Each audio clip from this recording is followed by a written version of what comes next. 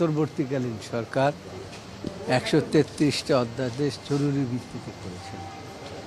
সেই অধ্যাদেশগুলো পরীক্ষা নিরীক্ষার জন্য একটা বিশেষ কমিটি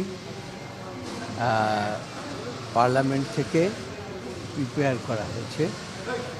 ওই কমিটির সভাপতি হিসাবে আমাকে মনোনীত করা হয়েছে। এই আমার পাশে যে দেখতেছেন ওনারাও বিরোধী দলের লোকজনদেরকে এই কমিটিতে রাখা হয়েছে, যাতে এই অধ্যাদেশগুলো নিরপেক্ষভাবে আমরা পরীক্ষা নিরীক্ষা করে উপস্থাপন করতে পারি। আজকে প্রায় আমরা অর্ধেক পর্যন্ত, অর্ধেকেরও কিছু কম হবে, আমরা আজকে পরীক্ষা নিরীক্ষা করেছি।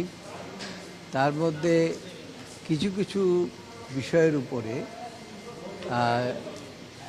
দু একজন সদস্যের কিছু কিছু মতামত আছে, সেগুলো আমরা বলেছি যে পরবর্তী সভায় আলোচনা করার জন্য, এবং পরবর্তী সভার মধ্যে যদি সমাপ্ত না হয় তাহলে লিখিত আকারে দেওয়ার জন্য আমরা বলেছি।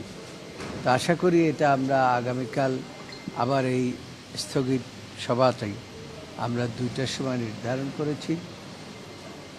সেই জন্য আমরা মনে করি যে সকল সদস্যই আজকে যারা উপস্থিত ছিলেন তাদেরকে আবার এই বিষয়ে জানানো হবে এবং তারা আগামীকাল 2টায় উপস্থিত হবে। স্যার, 133টা অধ্যাদেশ, আপনারা যে সময় পাচ্ছেন সময়টা খুব একটা বেশি না, কবে নাগাদ আসলে আমরা কালকে দ্বিতীয়বার বসবো। দ্বিতীয়বার বসে যদি আমরা সমাপ্ত করতে না পারি তাহলে আবার পরবর্তীতে বসা হবে। কাজেই আমরা এই 2 তারিখের পূর্বেই আমরা এই 133টি অধ্যাদেশ পরীক্ষা নিরীক্ষা করে আমরা সংসদের কাছে উপস্থাপন করতে পারবো বলে আমরা আশা করি। সেক্ষেত্রে ভেটিংয়ের জন্য কবে এটা সংসদে উপস্থাপিত হতে পারে? সেইটা এর পরবর্তীতে সংসদ নির্ধারণ করবে, তবে সম্ভবত 1 সপ্তাহের মধ্যেই এটা উত্থাপিত হবে।